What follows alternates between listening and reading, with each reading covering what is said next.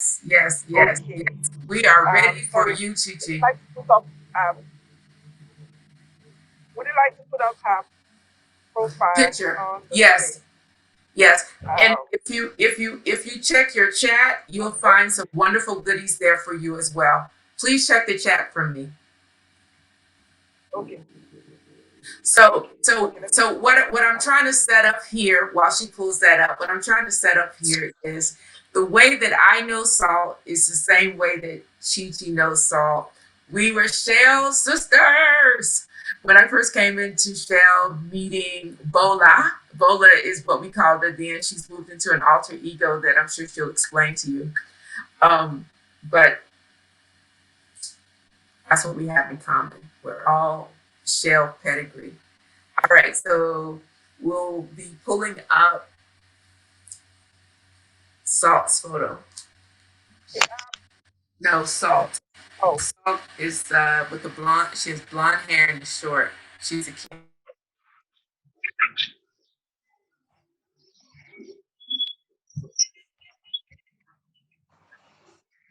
Hello, Patricia. Can you all still hear me? So we're just gonna show your face. It looks like we have a little thing there. I don't want to lose any more time. Let's go. Put the spotlight on Salt, Essie and Innocent. All right. Okay. All right. So Chi Chi, Yes. Chi Chi, please give the intro for our keynote speaker. Good evening, everyone. My name is Chichi Oyairi. I'm so honored. I'm so honored to be talking about salt. I mean, I before I even read her profile, I think I already have a profile full in my head. I would describe Salt Bola Esther Nelson, such a powerful. I mean, you just need to meet her to actually know how powerful that name, Salt, is. That name, Salt, is an outlier. When you talk about anti-fragile, I think Salt comes to mind for me because that's who she is. That's what she represents. Someone who gets better all the time. She's just so authentic in herself. You know, when you think you've had enough of Salt, she keeps bringing surprises in our faces. I mean, now I think what I have decided personally is to just look forward to the next thing that Salt is going to do. I don't know how to explain it, but like I said, you need to meet her, to know her, to experience Salt. I mean, like the word salt is, she is a seasoning. She seasons the earth wherever she is. You know, she's someone that seasons the earth. That why she's called salt. Is that desperate Nigerian woman that is desperate after the things of God. And we have seen that play out in all the change, all the impact she's making in our society.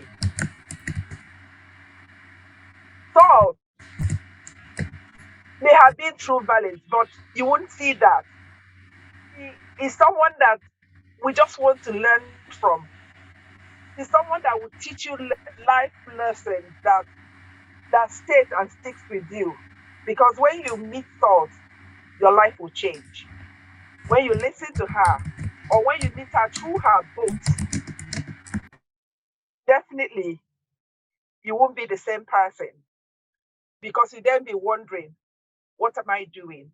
What impact am I making? What should I be doing? I'm glad that we're going to be listening to her today.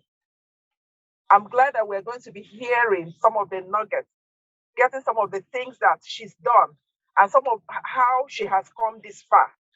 But like I said, I think where she is right now is just the beginning. I mean, I've known Salt now for all of about 15 years, I would say, I think. I think, yes. But in these many years, every year, there's something new about salt that challenges me and everyone else who's met her. So I'm sorry I'm reading out of script, but I think you really need to know the person who is coming to speak next. And thank you, Petrinia, for bringing Salt to talk to people today about who she really is, about Thank you what so makes her much. that Thank salt. you. Thank you so much, Chi. I'm just going to add a couple things. We put it into the chat because I know Saul is looking like, oh my goodness. But it's true now. So, some people you have to, you're tempted to lie about when you have to do an introduction. But just want to give a couple. See the yellow shining through? The yellow hair, the yellow nails. That's a trademark you see. So, Saul Essien Nelson is the chief errand girl at the Shola Ade Olalugasca Foundation. I hope I got even close to that.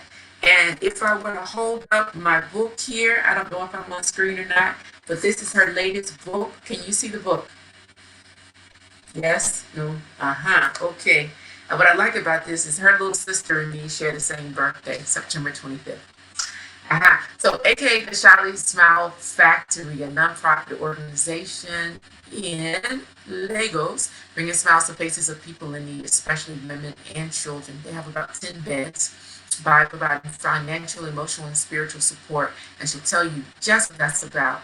In June 2021, the foundation opened the doors of the Charlie Serenity Place, a safe home for vulnerable women and survivors of domestic abuse and violence. The shelter is also known as Charlie's Safe Home, and I lost track of where I am, but people can stay for free. Salt is a published author, hosts a podcast, Salt Talks, and she's really talking about how to live an authentic Christian life. She has 3 kids and a wonderful husband, and I just want to welcome her to the podium. Okay, batteries are getting weak. Okay, thank you so much for some of the folks that are just passing me messages. Now, Salt, we set you up in a very nice way, and I tell them the truth. It's 6:42, and what we want to do is give you your if we could do 15 minutes, and then we'll just go into a Q&A on certain things. And what I'm going to just ask, if we can we do just a group photo? Gladys needs to drop off, so I want to just do a group photo of myself with the heroes and the speakers for today. And I'm just going to ask Miriam to just bring that together for us. And I want you to just kind of now be reflecting. We've been talking about reflecting. You cannot change something that you don't look at or think about. So we want to have that reflection time to just make some notes on while we're getting this video, getting the photo figured out here. Okay, go ahead. Let's get it. Miriam, I wasn't expecting this. This is kind of cute, right? Where's Patrick? Oh, okay. All right. Let's take the photo.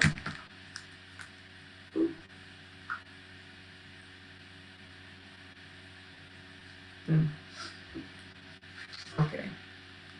Sorry, you sent me to get this up here. I'm doing all of this high tech, then I pull up a low tech phone. But anyway, okay, you got your glasses off now? All right. 1, 2, 3, cheese. All right, grab the moment. All right, thank you very much. Is Patrick in the house at all? Because Patrick maybe can trade seats with you, Miriam. Dr. Patrick, okay, his spot. No, he's there.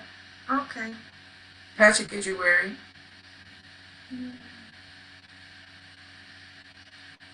You look beautiful now. We see you. Sorry, that's the. Oh no, is that the sun? No. Okay. All right. So what I don't want to do, let's okay, the seat's empty now. Is Patrick, if you're there, I know your voice is nice and heavy. We can hear you if you were there. So come off mute if it's you. No. Yes. I'm here. Okay. There you go. Sit up. There we go. How do you guys like this little virtual backgrounds that we're doing? Does this work for you?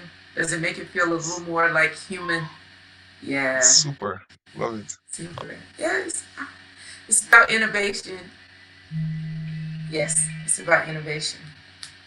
Okay, so we're going to just switch off now and give an opportunity for Salt to have the stage and go. All right. Thank you very much. If you want to stay or able to stay for a quick Q&A, I'm going to estimate that we'll end 20 minutes after the hour. So if you're able to stay and be a part of asking, if there are questions, we can answer them. I would appreciate it. If you can't, I'll understand. Okay? Okay?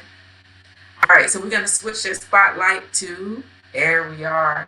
And the stage is all hers. I'm just going to sit back. Thank you. Thank you, Petrina. Hope you can hear me, everybody. Good evening. Awesome. Chichi, wow. I was not expecting that, Petrina. That was special. It was good, good to have Chichi do that for me. Thank you. But Petrina, please, you're going to bear with me because for you, I rehearsed what I'm sharing and I did it to 20 minutes. So please, let me have my 20 minutes that you promised me. All right. So Yes. thank you. Thank you, everyone. I'm really happy to be here to get my mojo up. So you like more joy all day, every day. I'm into that. Petrina, but especially thank you for this. I have to let everybody know this is my first ever in my whole 5 decades plus years of life. I'm doing somebody's offering me a platform to give a keynote speech. So thank you for that, indeed. So it's a huge honor and privilege to me because at the beginning of this year, I said to God, I'm not going to go out to seek anything, but if whatever platform you bring to me, I'm going to give it my all to your glory and to the benefit of anybody who is going to be listening to me.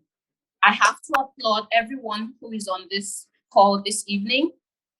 I applaud you for choosing yourself because to be here at this time on a Saturday, it means that you value yourself and you want to be better so you can do better. So kudos to you all. I am so upset to be speaking after John and Bralade, but I'll just control my being upset because it's like they were with me in this my keynote speech preparation. And hopefully you see the connection between what they said, things that Dr. Nelly said, things that Colin said yesterday, and everybody we've had here today. I hope as I share my value story, you see how the dots are connected. So my assignment today, and I hope I've understood it well, is to share my value resilience story. I stole that from Petrina. And to help me keep the time, I'm just trusting God. So please join me as I ask him, Papa God, please take control, take the stage, speak through me in Jesus Christ's name. Amen. Okay, so we're all about telling stories. So if you just could do me a favor, if it's convenient, could you just all go off mute? Because I'd like you to join me in this moment. I'm going to say something and I'd like you to respond. When I say story, story, you say story. Story, story. Sorry. Story, story. Sorry. Awesome. That was awesome. Thank you. You can go back on mute now. Once upon a time, there was a young girl. She lived with her parents and her only brother. When she was 12 years old, her mom gave birth to the cutest baby girl ever. Oh, how this 12-year-old loved her baby sister. Once, during visiting day, her mom brought her baby sister to visit this young girl in school, and she felt like a star. She showed off her baby sister to all of her friends and all of her school mothers in the boarding house. The young girl knew in her heart, looking down at that baby girl, that this child had taught her young heart what the true meaning of love was. 15 days before this young girl's 18th birthday, both girls and their only brother lost their mom. They became motherless. Sitting down crying at the foot of her coffin during the vigil, this young girl made a pact with God. God, if you could just take care of my two siblings and keep our family together, I would serve you for the rest of my life. And over the years, God kept his part of the deal. Our soon-to-be 18-year-old effectively took on the role of being mom to her two siblings and a mini wife to her Papa God, to her papa, her prof at that time. Over the years, the bond between both sisters grew, and their love for each other was complete. They were more than sisters, they were more like a mom and daughter. And I know that there's some of my people are on this call, and this story, they know it very well. So I just got to share this background so that everybody's on the same page about what my Valley story is about. Life happened. My baby sister, 36 years old at this time, Shirley, she died in faraway Poland under very, very shady circumstances. And trigger warning for anybody, please bear with me. Loss, pain, grief, if you've been there, this is going to be a bit of a trigger, but bear with me. Speaking to you now, my name is Salt, and I am the older sister in the story I've just shared with you. And today I have come to share with you how God brought me through one of the darkest valley seasons of my life. And mind you, I lost my mom just as I was turning 18. I've lost my dad when I was like in my 40s. But this loss, this one is the darkest valley season of my life. Because see, Shirley was my first child. If you know the pain of a mom losing a child, you know what I'm talking about. I wasn't in pain. I was pain. And to everybody looking on the outside, I was like a normal person just grieving. I promise you, I wasn't. I almost lost my mind. So how didn't I lose my mind? How? How am I here sitting here with you today, sharing my story? In one word, and everybody has touched on it, and for me, it's God. I am here because God. But before I try to walk you through, I would like to make one thing abundantly clear. I'm not sitting here from a place of, I too know, and this is the way. No, I had no idea. I'm just trying to now look back. When Katrina gave me this assignment, I said, let me even truly look back. How have I survived? How am I still here? Why am I not like dead or in a mental asylum somewhere? And so I sat to try and trace back how God has brought me here. And that's what I'd like to try and share with you today. Because I believe maybe then, if somebody had been more open and more authentic about how they were dealing with grief, they would have given me some handrails to hold on to back then. So I'm hoping that in sharing my story, I am giving you handrails. If you're maybe in a dark valley of grief or whatever it is your valley represents, somewhere, somehow, what I will share with you will give you some handrails on how to go through it. But the main reason why I'm still here is God. Okay, so number one handrail. No matter how mad or angry or bitter I was back then about what had happened to my sister, I never stopped talking to God. I wasn't very happy with him, but I kept the conversation going. I remember it was almost like a crazy, like really crazy conversation all the time. Wait, what? After 31 years, you kept your bargain? How can you fold my hand now? Just having that talk with him kept me going. I was barely talking to anybody else, but I was crying a lot. But through it all, I remember that I was always talking with God. And in my faith, as many of us here are, we call that praying. I was always praying. I was always praying because I was always talking with God. So whatever it is you're going through right now, whatever valley it is you're going through, keep talking to the one person you know has a power higher than any other power. I call him Papa God. Whatever that is for you, keep talking to him. It's in these conversations that he begins to help you to reframe your mind, reframe your thinking. Number two, no matter how confused you are, do not turn away from God. It's almost like the first one, but it's different. You see, the first thing the enemy tries to do is to isolate you from people and from God. So he can have your full attention and continue to poison your mind and get your thoughts to be as murky as the color of Coca-Cola. All due respect to Coke. I used to drink Coke, but you know what it is when your mind is clear, you're all there in a good space, God is talking to you, you're in touch, your sister is happy, life is good, everything is clear, and then this happens, and then boom, the devil comes, and thought after thought after thought, he muddies the waters of your mind. For me, it was, you see now, Shebi, you say you have a God. He said he was there now. Your sister is dead.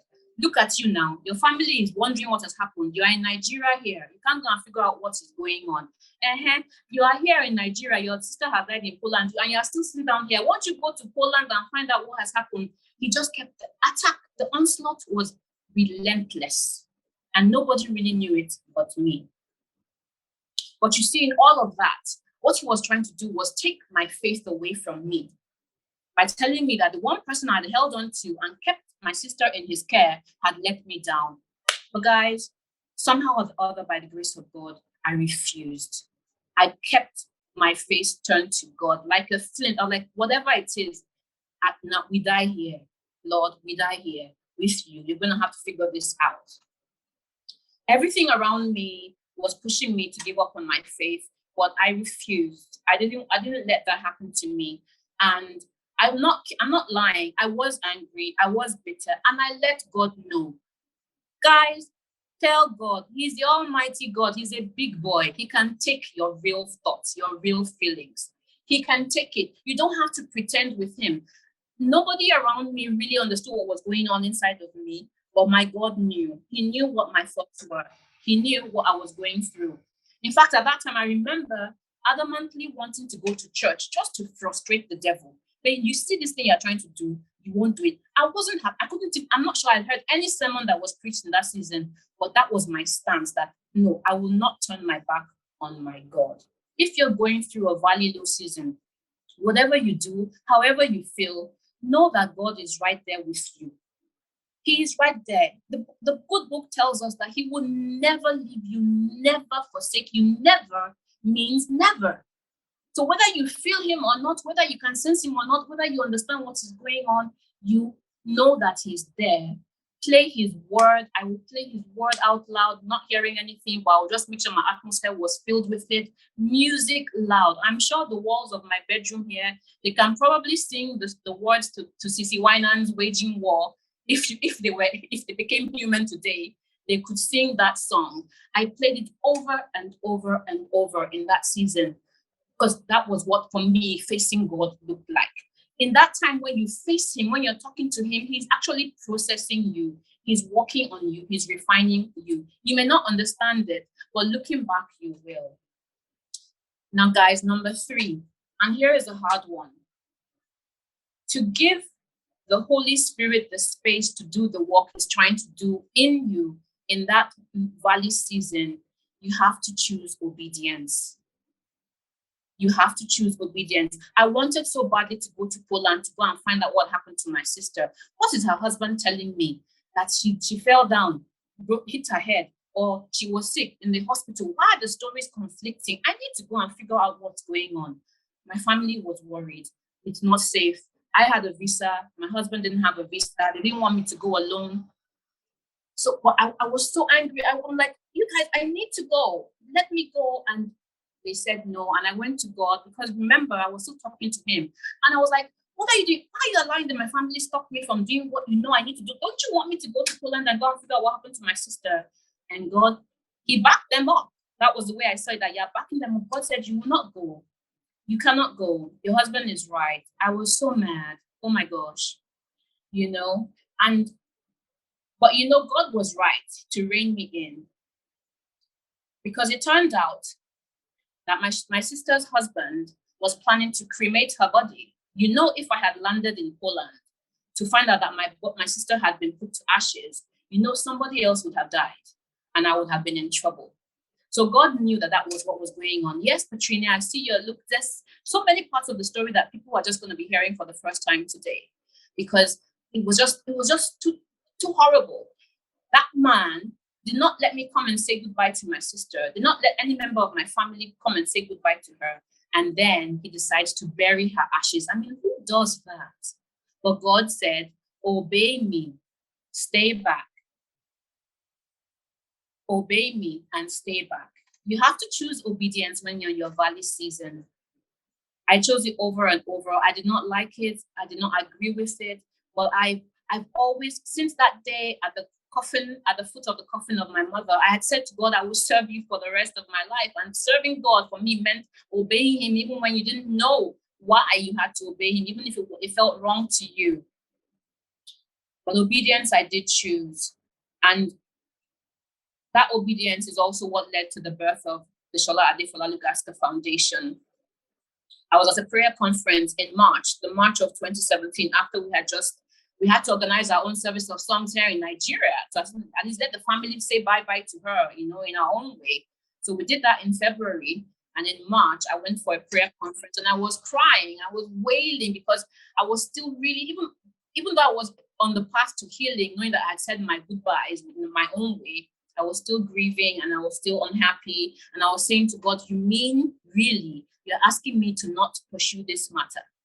Because some of you may know on the call, there was a whole active campaign, Justice for Shirley, all over social media. We had a change.org page and people were petitioning. I wrote to the government of Nigeria up and down the ranks. I wrote to the government of Poland up and down the ranks. I was really advocating. I needed to know what happened to my sister. And God said, Auntie, no, do not. Instead, do this foundation.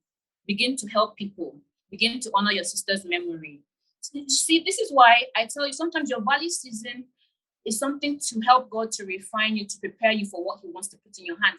A foundation was never a thing I thought I would ever be doing. Never. But God knew what he spoke into my substance before I was formed in my mother's womb. And he knew that if he let me on the trajectory I was going, my eyes would never open to see it. So while it pains me that my sister had to go be with Jesus to get me on track for Jesus, for God, that is what has happened. So we started the foundation. We help young ladies like Shirley back then, young families who needed a boost financially. We'll just support them for 6 to 12 months. They'll have monthly allowances. And that's how we started. And yes, it began to heal me. And yes, I began to feel better, knowing that I was putting the smiles, Shirley had the most beautiful smile, and I was putting her kind of smile on other people's faces. Yes, it began to heal me. But I would be lying if I said I gave up on my quest for justice. I did not. I was still advocating for Shirley. Yes, that's her smile. You can't clone that smile. I was petitioning and I was still angry. I won't lie, I was a Christian, but I was angry. Look, when they say dangerous prayers, I was the baba of dangerous prayers. At Shirley's husband, at her family-in-law, I wanted God, I wanted vengeance. And I was a Christian. And it's just the truth. So the foundation is doing its work. So we started in April. Come July 2017, I went for another prayer conference. There are 2 prayer conferences I don't miss every year. So one is the Women Cry Out. This was the Return of a Helper. I went for this one and I went to God again. That was my specialty. I'll go under a table somewhere in a corner and I will start crying. Oh Lord, are you really serious that we're not going to get to the bottom of what happened to Shirley? And this time it hurt me. God said to me, Salt, get over yourself. I was like, get over myself. How? He says, take your mind off your own grief and begin to help other people to find grief. Again, I was hurt, but I chose obedience. In our valley seasons, listening to God and talking to him, he will be giving us instructions. We have to choose to obey him, even though it doesn't make sense. Because in my mind, I was like, I am the one grieving here. I need you to be comforting me. But you're telling me, go out there and comfort other people. Again, my brothers and my sisters, ladies and gentlemen, I obeyed God and we began to organize the Shirley Rising events. The Shirley Rising events were we basically created safe spaces where people could come and share their pain. In Africa, or I think it's Africa, it's an African thing, not just Nigeria. We don't grieve very well, and we don't let people grieve. It's always, it is well. Don't cry. And I went through a lot of that, and so I knew what God was saying. Organize these events and let people come and talk about their grief, talk about their pain, and talk about how they're healing from it. And so from 2017, we had the first one. We have them every first Saturday after Shirley's birthday, after your birthday, Patrinia. Every first Saturday, we'll have those rising events. And we had 2017, 2018, in 2019, we had events like that. And people would come and share loss of a mother, loss of a husband, a wife, or even just pain inflicted in the church. Different stories. When you listen, you'll be like, wow, and I thought I was the only one going through stuff. And then they'll also share how they're going through it. Those events came about because I was obedient, because I was still talking to God, listening to him, and taking whatever he was instructing me to do and running with it. And I know many people have been blessed by those events. Guys, when we are in our dark valleys, keep your face turned to God. We have to keep talking to God. We have to choose intentionally to obey him. You know, if you say you are his, if I love what John was saying, but it's true. We are made in the image of God, and we are called on the face of this earth to be as Christ was on the face of this earth. So are we. There's no difference. There's no difference. But to be in that space, there's some things you have to do on your own part, and one of them is to obey God. You know, because when he sends you on errands, you have to demonstrate your love. You have to demonstrate your love for him in the way you're demonstrating your love for other people. And all I see that God has helped me to do is, even though I was looking for him to help me, he was helping me because he was sending me to help others. And you can't help people up and stay down. You can't. You can't help people up and stay down. So this helping other people was what helped me start rising from my own valley. I was rising up as well from that valley situation as I was running these errands for God. So while the valley situation was to help God refine me and prepare me, and he was trying to heal me from my grief, actually what he was doing was sending me into my purpose. I had no idea. I did not know this. You can't help other people find healing without healing yourself. So in him sending me out to organize these grief sessions, these safe spaces, and all of that, he was actually answering my prayer for comfort and for healing. And so all this, that process from 2016 to 2022, the healing I've enjoyed is actually because I've been out there trying to be God to other people as he sent me to be. And that's why today, one of my core values is just obedience to God. Obedience to God. And has kept me to today. The fourth thing, and another hard thing in this valley season, and I really would like all of you to pay real attention to this, is a tough one, is forgiveness. I had to learn to forgive because God commanded it. You see, my Shirley's husband, you see his mom, his sisters, the ones I was raining curses on and praying hot, dangerous prayers for. God said to me, Auntie, oh yeah, it's time. You need to forgive them. You need to forgive them. So sometime in 2018, he began to tell me this thing, and you can trust your sister. I was like, for where? We'll have to, let's see how you're going to do that. But I knew that eventually, because my core value is obeying God, I said to him, okay, you know what? I agree, but I can't do it myself. So here I am. Oh yeah, put me on your surgical table, do the work in me. But you see, I had to get to that place where he could see that I was actually desirous of it. Because before I would be like, okay, I'll forgive, help me forgive them. But I wasn't sincere. But this particular day, sometime I think October 2018, I had it. Guess why I began to see that God was right? That kind of bitterness and anger that I was keeping for this family, you can't keep it in you for it not to begin to taint the rest of your life. You can't be that bitter against people, some other person somewhere far away in Poland, and think that the rest of your life will be cordoned off from it. No, bitterness is like bile. Just one little nick, and it begins to spread. And it was spreading into my life, and I could see it. Because you can't be that hard person hating somebody. Eventually, your heart begins to close off to even all those around you, and any small thing, you just lump them with other people that you're hating on. And I knew that God was trying to help me so that the devil will not steal from me again, steal my sister, and steal my relationships, steal my marriage, and actually eventually steal me away so that I'll just be the shell of who I used to be, and I won't fulfill God's purpose for my life. So guys, if you're in a valley situation and you've been put there by people who hurt you or upset you or wounded you deeply, I promise you that at some point in time, God is going to ask you to let them go. If you do not, I'm not sure you're going to leave that valley situation. It's just the truth. You keep on resitting that exam until you finally obey, like I had to obey. And God was gracious. He helped me. How did he help me? He was like, you know what? Okay, go and organize some talks. We call them the Surely Love Talks. Bring people together to show how to be a true Christian and walk in faith. Love has a lot to do with it, and you cannot love if you're not forgiving people. How do I host those kind of talks if I am not myself not taking the medicine I'm trying to offer other people. I don't want to be a hypocrite. So again, he knew what to do to usher me into a place of obedience. And in organizing those talks, I think we had like 2 or 3 of them, getting people to come and talk about the importance of forgiveness in our love walk. It also began to heal me as God was working on me. And it was, I think, at this point, after I released, when you give God free way in your life, I just woke up one morning. I'm not kidding you guys. And I was looking for the anger. I was looking for the bitterness. I honestly could not find it. In fact, I was upset. I can't lie. I was like, what? I was like, okay, Lord, okay. But because that thing had become a part of me and was kind of like a fool. It was like a fool, Okay, are you still there? Okay, I think, sorry, a call was trying to come in. Just a minute. Is this good to anyone? Is this connecting?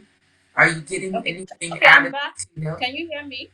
Mm-hmm. We can hear you. Okay, good. Okay, so I just woke up and the feelings were gone. It was miraculous, because during the talks I could feel me giving over to like, okay. I remember the time when eventually I could actually mention his name. I never could speak his name, my sister's husband, but I could say his name, and I could actually like pray, and I began to have compassion. Like, what?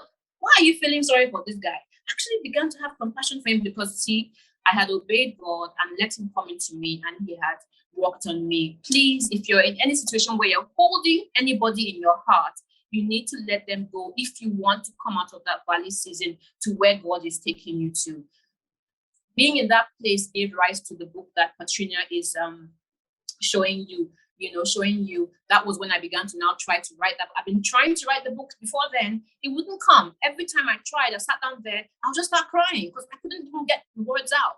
But eventually, as I was healing of myself, getting rid of all the toxins and toxicity in me, I was able to start writing the book and finish it. And even if you read the book, you can see that even the book itself was also part of that healing and that dredging of things up from the inside of me so that I could be the Saul that God had really called me to be.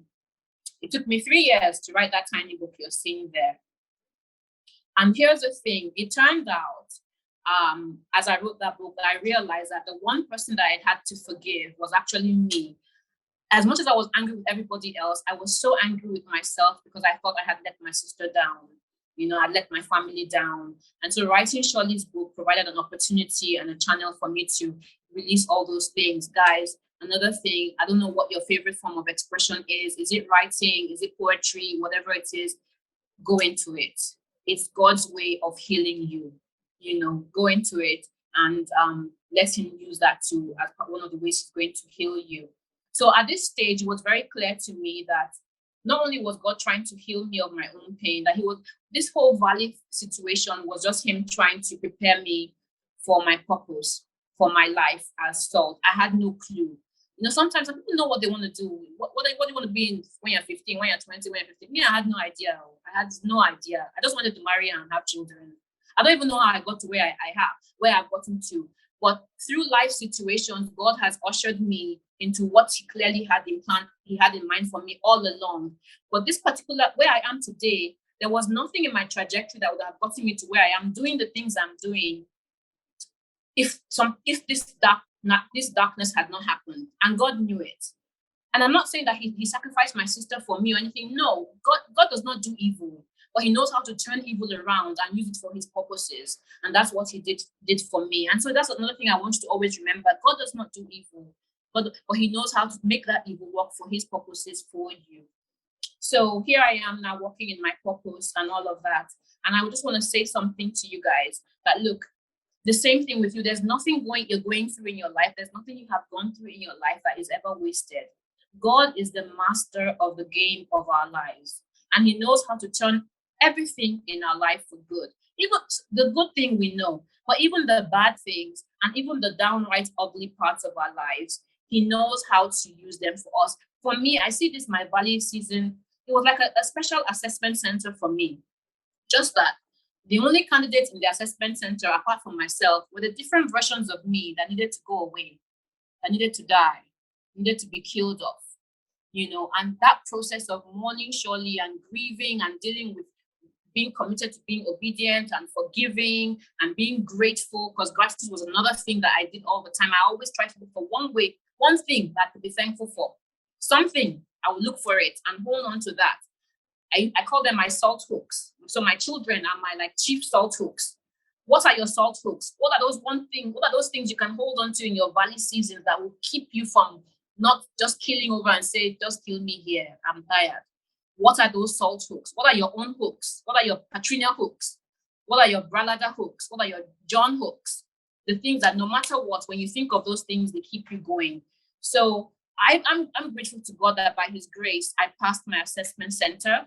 I resumed the role of being the authentic salt that He has called me to be. By no means perfect. I'm still on the journey. But you know, I am definitely not the person I used to be. I thank God for the people He put around me. Don't never neglect your community. God help me. Before December 2016 happened, in July, I had a meeting with a group of young ladies. They eventually basically became my shawlies. It's like He knew that this girl is about to suffer a loss. I need to bring like plenty women, young ladies, to fill that vacuum, because nothing else will sort it out. Then I started a WhatsApp group as well, just to share what I heard at a prayer conference. And that group became like my community in all this time. So God already had gone ahead to create a comfort pillar, if you like, a buffer of people around me. Add that to my sister pillars. I have my tribe, smaller groups, fewer people, whatever it is you need. Never neglect your community when you're in the valley, because that's what the devil wants you to do.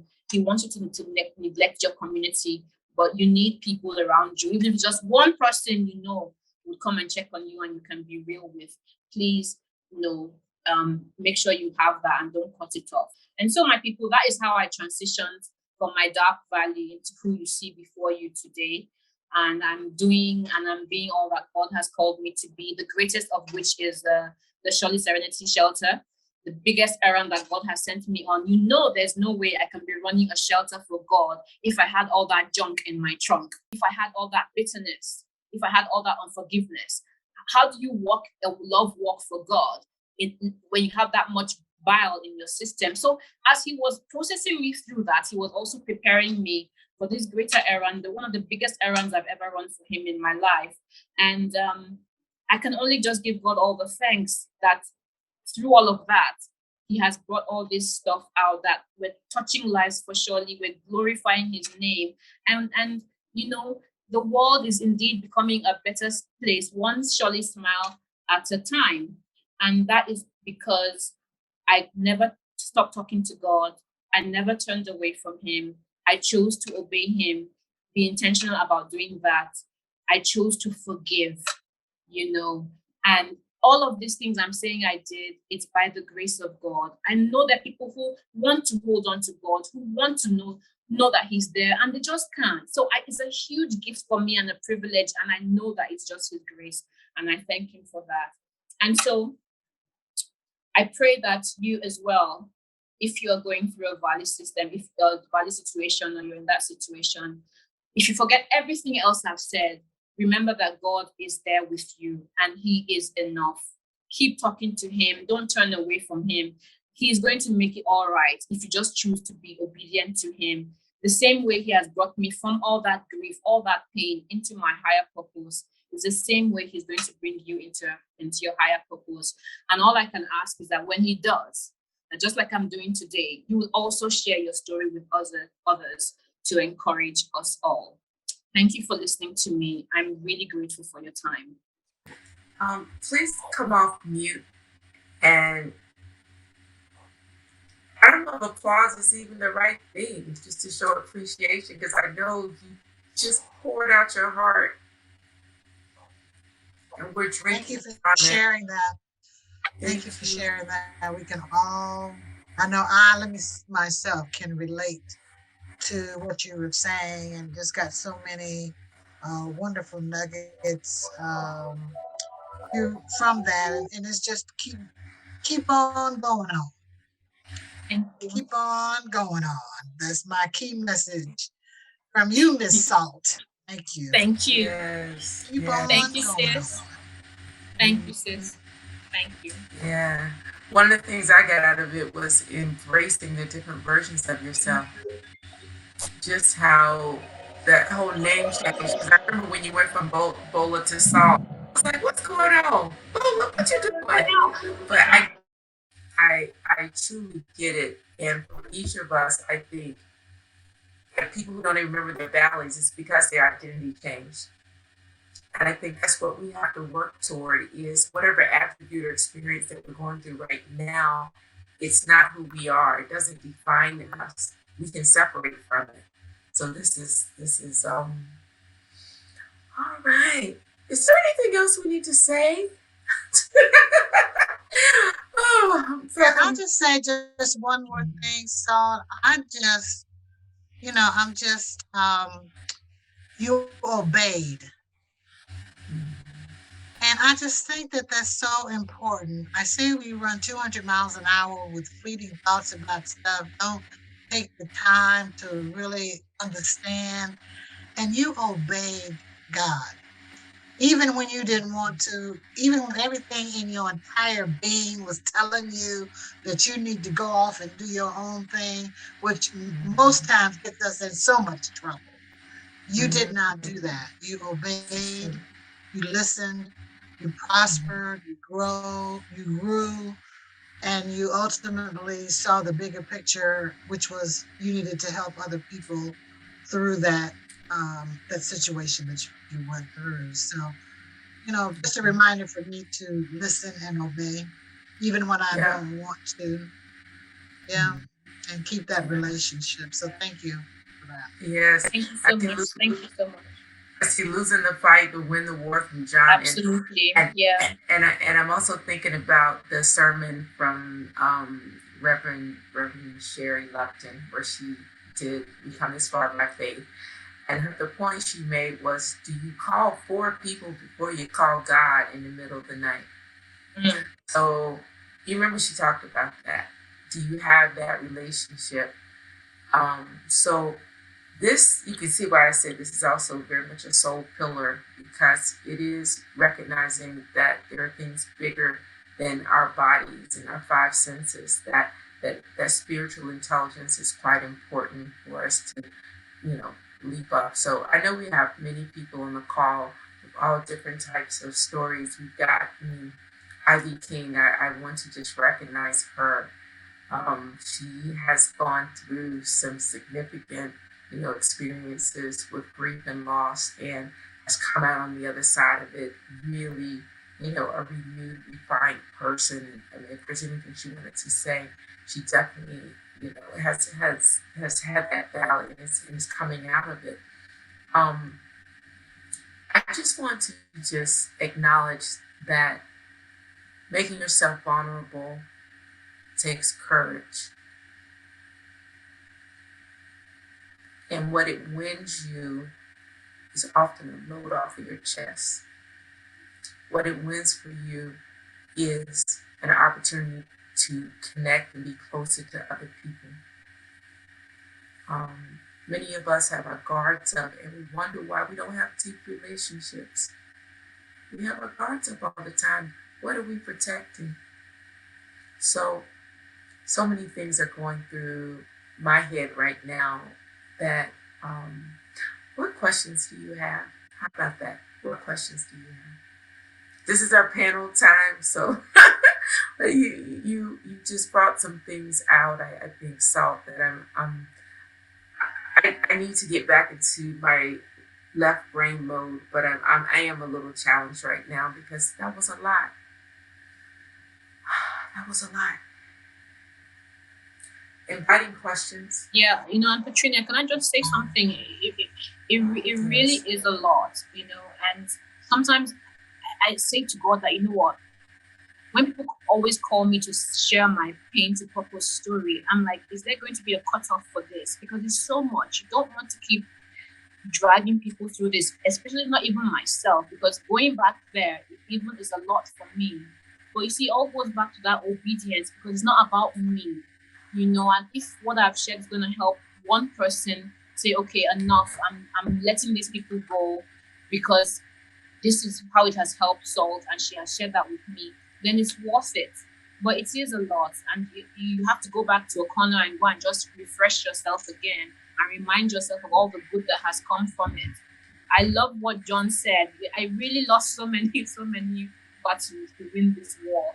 So many that I haven't even gone through. So thank you for that, John. I'm stealing that phrase from now on. It really was that, over the, I think, 6 odd years. But please, guys, do something to rev up everybody's mood and all of that again. Didn't mean to take you down, but it was just to show you how far God can bring you back up, no matter how low you go. Yeah. Because I think the people that you're serving now come out with stories of victory, not of victimy. I think that the people that you're able to serve and speak to now are the testament, and the way I like to think of it, your flowers. They're the bloom. When you can't necessarily put into the tree that you want it, you just find you have a forest to put into. So instead of that one person, now you're multiplying into many. Much like my philosophy with my company is to grow people who grow people. I'm probably not at the point in my life where I'll lead organizations as large as I did when I was at Shell. My first role, we had about 500 people in my downline. What I'm focusing on now is growing people who can then grow the 500 and the thousands. And so Exactly. finding another way to express the gift that God has given you and the purpose, that is how we go from, what is it, caterpillar to butterfly, and keep on going to new levels. And that's can only happen if you have those dips. So I just want to embrace the dips, and I want to give people an opportunity if there are any comments or questions, and then just to be able to say, with the wait list program that we're doing at the end of May, it's a wonderful way for you. If there's any inner saboteur, any self-talk that's keeping you in a space of doubt, this is the type of program that can get you a sustained way of walking in your strengths, understanding how to use mental fitness as a way to always come out on top, even when the challenges come. You don't get motivated and then you give up. No, you stay in the zone. And those are the techniques that we'll be really going through in that boot camp, which is be like a rapid fire. So you'll be able to pick it up and be able to use it and stand on your summit. All right. So please use the link. Please use the affirmations that you were given, all those I am statements. Please use them as reflection opportunities and spend time writing your story. Who are you? Who is it that you're to be? That story is about your identity. How do you want to reframe it? What do you want it to be? Is anybody looking at the stage that they're going through right now differently? Brenda, I see a heart beside your head. Okay. You want to come off, Brenda? You have been, she was like she signed up early. And you know what? Okay. I'll talk to you offline about that. But Hello. Hello. Good evening. Thank you so much, Saul. Thank you to every single person who's spoken. It's been so incredible. It's made me sit here actually and think about in 2020 I had a minor stroke. I had a minor stroke and my world changed around very dramatically. But one thing is for certain, just like yourself, Saul, and I'm sure for many on this platform, is when I was going through that hard time, I didn't sit down and wallow. It was very interesting because I felt nothing in my body, but all I could keep saying was, Lord, you was Lord from the beginning. And I gave everything to God, everything to God. And I went from not being able to walk, walking on a Zimmer frame, to my son saying to me, Mom, in 4 months' time, you'll be out of that Zimmer frame and you'll be walking. And it was through the Lord speaking through my child and me believing that the Lord was speaking through many different individuals, but moreover my children, that kept showing me again and again why I am is not forever, it's temporary, and there's reasons. And for myself, it's been an interesting ride of life. But yet I continue, just like yourself, Salt, and like I said, many on this platform, giving God all the glory because there is reason for our pain. And the pain in the season and the situation is because it's bigger than us. The story is bigger than us. So I'm feeling so motivated after hearing every single one of you to continue doing my walk and doing it with my held head high and being vulnerable in such a way that allows me to continue to serve God and serve God's purpose for the seasons that I'm in that come across to be the temporary low. Thank you very much. I was muted there. Thank you for sharing. Thank you very, very. Wow. You don't know what people are carrying. You see them at a point in time, you have no idea. Wow. Yes, cuts. All right. Okay, so we want to thank you. I want you to have use the perspective, apply the perspective. Don't leave this experience, this expenditure of time the same. I want you to celebrate your every little victory. We talked about how to get the, dreams. Dreams are easy if you have hard goals. God has talked about the habits and practices. I think Dr. Patrick is going to work with me to come on Wednesday. So we're going to share that link and hope that you can join us for the afterglow, because we will be doing some afterglowing. We're learning techniques and practices around connection, around soul and body on Thursday.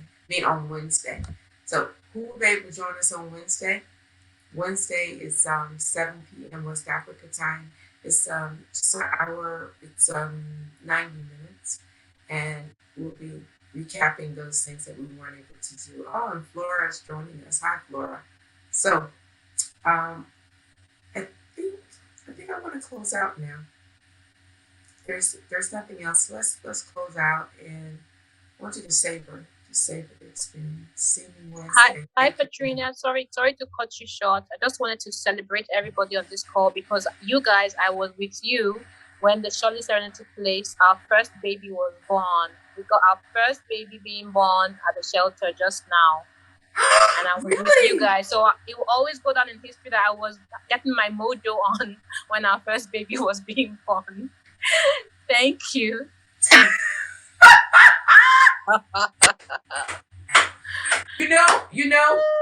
One of the reasons that I do this program, and a major one, God just do his thing. That's all I'm saying. When you said you've never done a keynote before, okay, if you listen to Brala Day and we did IG, but my motivation for doing this is completely my father, and it's a celebration of my father.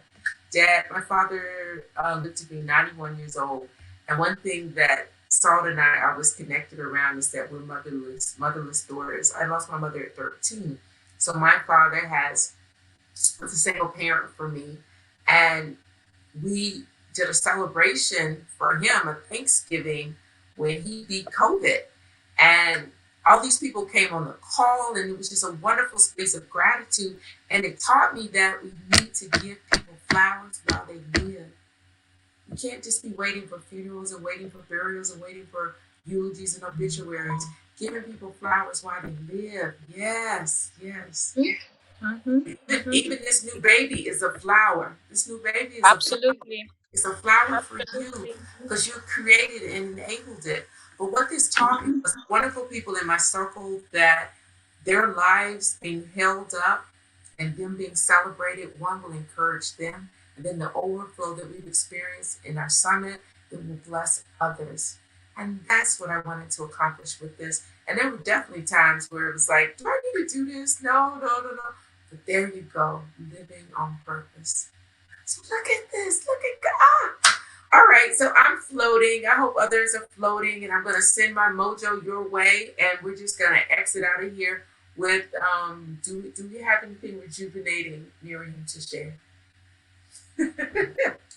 Please check us out on Instagram. Follow Petrinia Speaks. We've got some new campaigns coming out about wellness, just wellness, and how can we take care of our vessel, whether it's our mind, our body, our soul, our intention, or connection. And if there are any comments any heroes or speakers want to make, this is the time, and we'll be closing out. Yes, register for the boot camp. There you go. Register for the boot camp. We're going to put boots on ground and get it done. Get her done, right? I see you, John. John's got the light. Yes. All right. Oh, and the feedback. Okay, there's a feedback form that's going around. Okay, and your friend is sharing the YouTube as well. So there are a couple things you should grab in the chat. One is the only way that we improve is through, getting the feedback and actually applying it. Right, looking for innovation. So because my daddy said so, I'll be doing this every year, and we'll continue to have people that we need to honor, that we're bringing onto the summit and honoring as Mojo Heroes. So as we close out the program today, I just want to encourage you. Please give us feedback so that we can, know how we're doing. And celebrating my team. We've got IJ up there, who's just been greeter extraordinaire. Veronica double hatting as moderator and greeter. Miriam on Zoom. We've got Tega, who just jumped in when a party. And again, people can, I was ghosted on so much of the tech, and she just stepped right in. So I want to celebrate her. And for you, Salt, she actually has a mobile spa Legos gift certificates. So you'll be able to get some spa treatments, as well as if you're Lego space, there are a couple of the goodies associated with that. John, maybe you can enjoy some of it as well. Yes, so thanking you very much. I have to take care of my international people. I'll be stateside a little later this year, so I'll take care of you as well when I get there. All right, God bless and thank you for everything. Sounds of Blackness. Oh, how did you know? That's our Mojo theme song. OMG. Brenda, really? Honestly, it came to me. You were saying, have something, and I was thinking the song, and then I put the link inside the group. I love it. So let's see. Let's see if we can play that, because I'm doing a program right now, and I'm just hoping that we can just all celebrate around that one. Yes, optimistic. And in the midst of sorrow. The click is there, the link is there. You can see up if you're looking down. No matter how our reality seems. Help me now. We just hold on to our dreams. Yeah. All right. So they don't pay me to sing, but I'm hoping that we can get the song on there. If not, you can use the click. Hey, Patrina. Yes. So as I sign out, I just wanted to say openly here that it was an honor to be on. I could have texted you, but I thought it was important to say it openly, and to leave you with one word: that the pipe that carries water is never dry. So the pipe that carries water is never dry. Wow. Yeah. So as you're a conduit carrying water, may you always be hydrated yourself. Thank you so much for what you do for the world. God bless you. Looking forward to many more victories together. Amen. Yes, yes, yes. I love it. Thank you. Thank you. Take care, everyone. Thank you. All right. Bye-bye.